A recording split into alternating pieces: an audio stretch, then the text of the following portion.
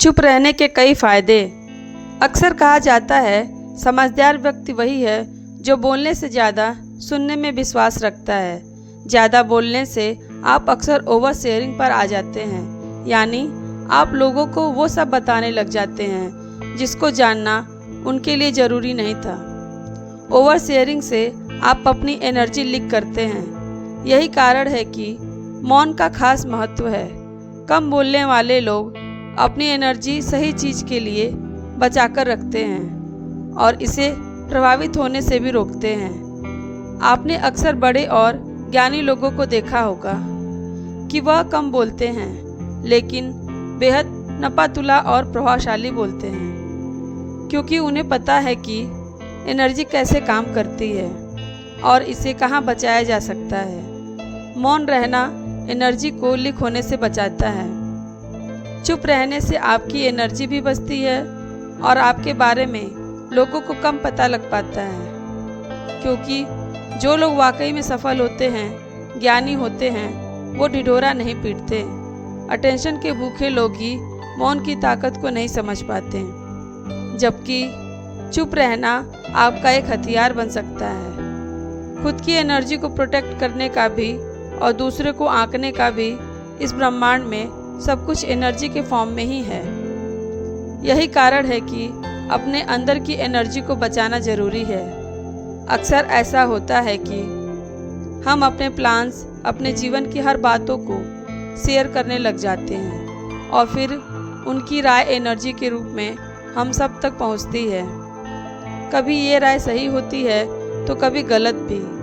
हम इतना शेयर कर चुके होते हैं कि लोगों की तरह तरह की एनर्जी हम तक पहुंचने लगती है। ये हमारी ऊर्जा को प्रभावित और डिस्ट्रैक्ट करती है। आप जितना चुप रहेंगे उतनी तेजी से आगे बढ़ेंगे, क्योंकि आपका फोकस और एनर्जी एक ही दिशा में होगी। हाँ, राय लेने में कोई बुराई नहीं है, लेकिन इसके लिए आपको चुनना होगा कि किससे राय लेना बेहतर है। चुप रहना व्यक्ति के जीवन की ग्रोथ की सबसे बड़ी ताकत है, लेकिन आज के युवा लोग इसी ताकत का सबसे गलत फ़ायदा उठाते हैं और इस ताकत का सही तरीके से इस्तेमाल नहीं कर पाते। हमेशा इनकी मानसिकता यह होती है कि हर जगह बस मेरा बोलना ज़रूरी है, लेकिन ऐसा नहीं है। जो व्यक्ति यह समझ लेता है कि उसको कहाँ बोलना चाहिए, कहाँ उसको चुप रहना चाहिए और किस जगह पर बोलने से उसको सबसे ज़्यादा फ़ायदा होगा, जिससे वो उसी समय बोले, बाकी समय वो चुप रहे। ऐसी मानसिकता रखने वाला व्यक्ति हमेशा अपने जीवन में आगे बढ़ता है। चुप रहना कम्युनिकेशन स्किल का बहुत अहम हिस्सा है। किसी भी व्यक्ति ने अगर इस स्किल के अंदर महारत हासिल कर ली तो उसको अपने जीवन में आगे बढ़ने से कोई रोक नहीं सकता। इसलिए हमेशा अपने जीवन में एक चीज़ का सबसे ज़्यादा आपको ध्यान रखना है कि व्यक्ति को उतना ही बोलना चाहिए जितना उसको बोलने की ज़रूरत है। ऐसा करने से आपको एक नहीं अनेकों फ़ायदे अपने जीवन में हो सकते हैं। चुप रहने के क्या क्या फ़ायदे हैं? मानसिक शांति। चुप रहने से हमको सबसे ज़्यादा फ़ायदा होता है कि इससे हमें मानसिक शांति मिलती है, जिससे हम अपने अंदर के सारे तनाव को कम कर पाते हैं। और आपने एक चीज़ तो सुनी ही होगी कि जब हमारा मन शांत होता है तब हमारे लिए सारे काम आसान होते हैं, क्योंकि व्यक्ति अपने सारे काम अपने मन से करता है और जब वो ही शांत नहीं होगा तो कोई भी व्यक्ति कैसे आसानी से काम कर लेगा। इसलिए जीवन में व्यक्ति को उतना ही बोलना चाहिए जितना उसको बोलने की ज़रूरत है। सुनने की कला है अद्भुत। मौन रहना एक कला है और यकीन मानिए यह जितना आसान सुनने में और पढ़ने में लगता है उतना ही कठिन काम है जो हर कोई नहीं कर पाता। चुप रहने के कई नुकसान हैं, लेकिन सही जगह चुप रहने से कुछ ऐसे फ़ायदे भी हैं जिन्हें जानना उन लोगों के लिए तो बहुत आवश्यक है जो अक्सर हर जगह बोलने या जवाब देने की आदत रखते हैं। प्राइवेसी है ज़रूरी। जो लोग चुप नहीं रह पाते उनके जीवन में कुछ भी निजी नहीं होता, सब कुछ पब्लिक होता है। लोगों को सिर्फ उतना ही बताना चाहिए जितना उन्हें जानने की ज़रूरत है। आप जितना कम बोलेंगे, लोग उतना ही सोचेंगे कि आपका अगला मूव क्या होगा। अटेंशन को भूल जाइए, क्योंकि विध्वंस में तेज आवाज़ होती है, लेकिन सर्जना यानी क्रिएशन शांति में होता है। सही निर्णय लेने की क्षमता। जब हम चुप रहते हैं तो हमारा मन और अधिक तत्परता के साथ काम करता है और हम सामने वाले की बात को अच्छे से समझ पाते हैं, जिससे हमें एक बेहतर निर्णय लेने में मदद मिलती है।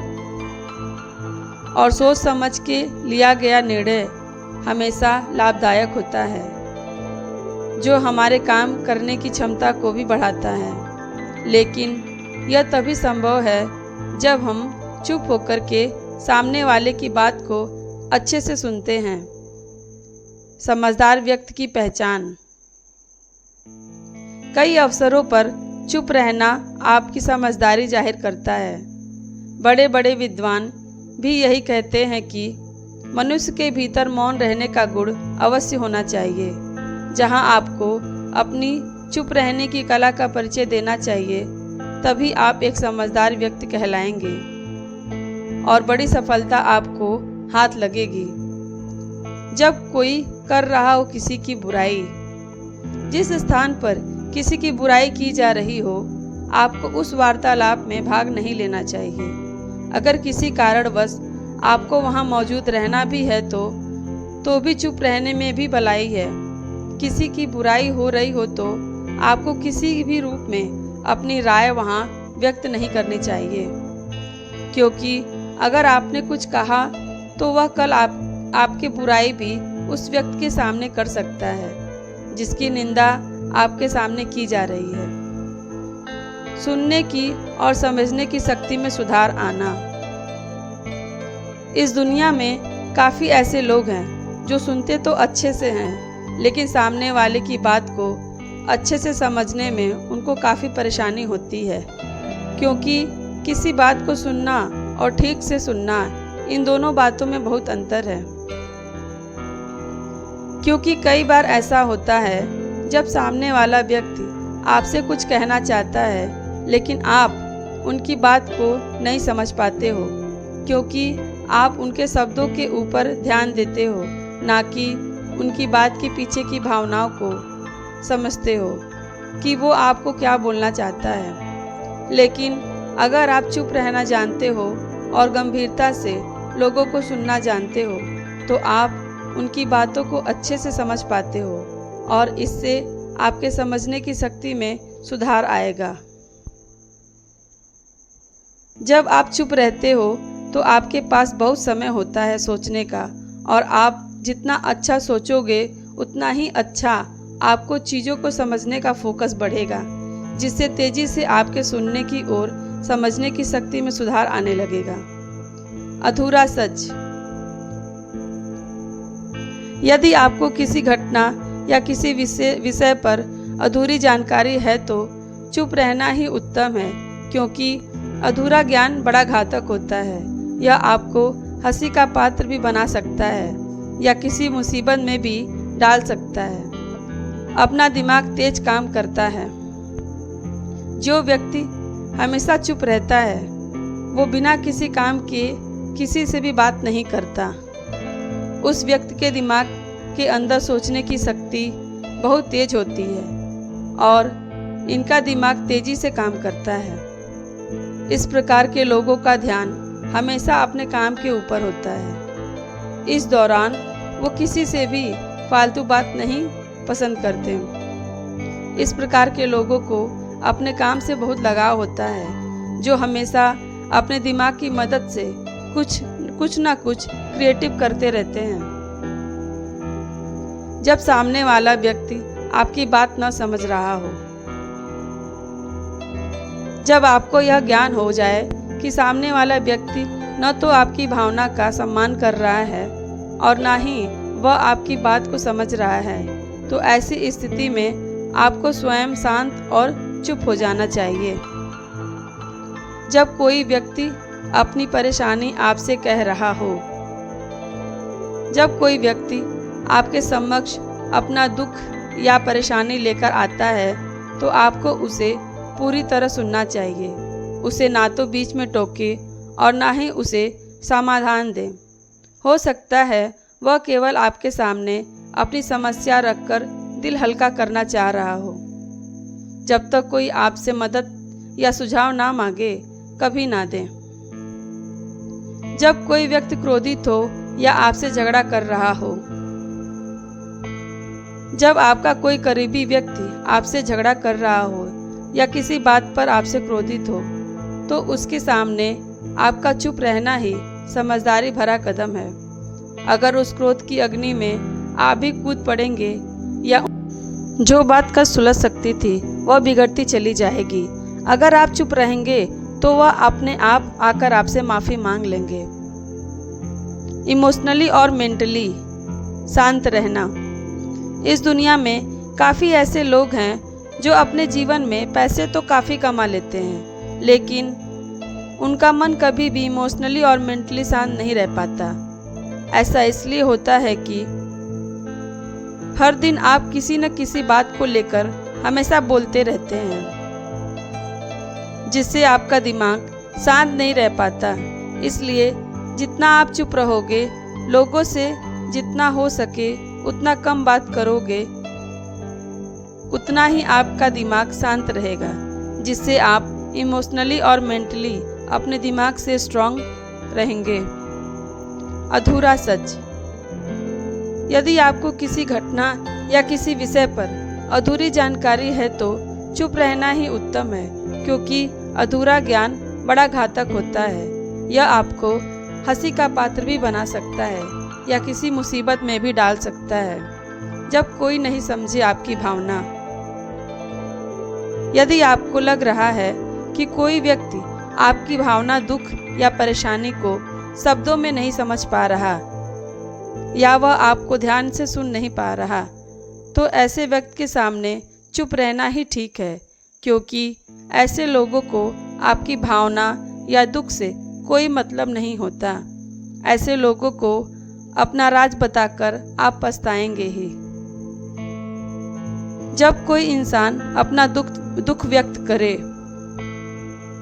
यदि कोई इंसान अपने दुख या परेशानी को आपको बता रहा है तो इसका मतलब यह है कि आपको अपना समझ रहा है। ऐसे में तुरंत ही उसे समाधान बताने के बजाय चुप रहकर उसकी दुख या समस्या को सुने। उसके दुख या समस्या को किसी और को ना बताएं। कैसे करें मौन की प्रैक्टिस। चुप रहने के फायदे क्या क्या हैं ये तो आपने जान लिए, लेकिन मौन को प्रैक्टिस में कैसे लाएं? इसका सबसे आसान तरीका है मेडिटेशन। जितना दिमाग शांत होगा उतना ही आप कम बोलेंगे। दिमाग में जितने विचार होंगे उतना ही आपका मन चंचल रहेगा। मेडिटेशन से आपको विचारों पर कंट्रोल करना आएगा और फिर आप देखेंगे कि आपके व्यक्तित्व में कैसे बदलाव आता है। आप जब तक अंदर से शांत नहीं होंगे, जब तक बाहर से ही हलचल मची रहेगी। इसके अलावा आप किताबें पढ़ें। पढ़ना हमेशा देखने या सुनने से बेहतर होता है, क्योंकि इससे फोकस बढ़ता है। आजकल हमने पढ़ना ही बंद कर दिया है। सोशल मीडिया के जरिए हम छोटी छोटी जानकारियों को लेकर पढ़कर समझने लग गए हैं कि हमें सब कुछ आता है, लेकिन दिमाग को इतनी सारी जानकारियाँ एक ही समय पर देने से इसकी क्षमता भी धीरे धीरे कम होने लगी है। इसलिए किताबों पर वापस आ जाइए। हालांकि चुप रहना व्यक्ति के लिए इतना भी आसान नहीं है। यह एक स्किल है जिसे आपको अपने जीवन में उतारने के लिए समय लगता है, लेकिन अगर आप लगातार इसके ऊपर काम करते हैं तो आप बहुत जल्द इस स्किल के ऊपर महारत हासिल कर सकते हैं। दोस्तों, अगर आपको मेरी वीडियो अच्छी लगे तो चैनल को सब्सक्राइब करें, शेयर करें, लाइक करें।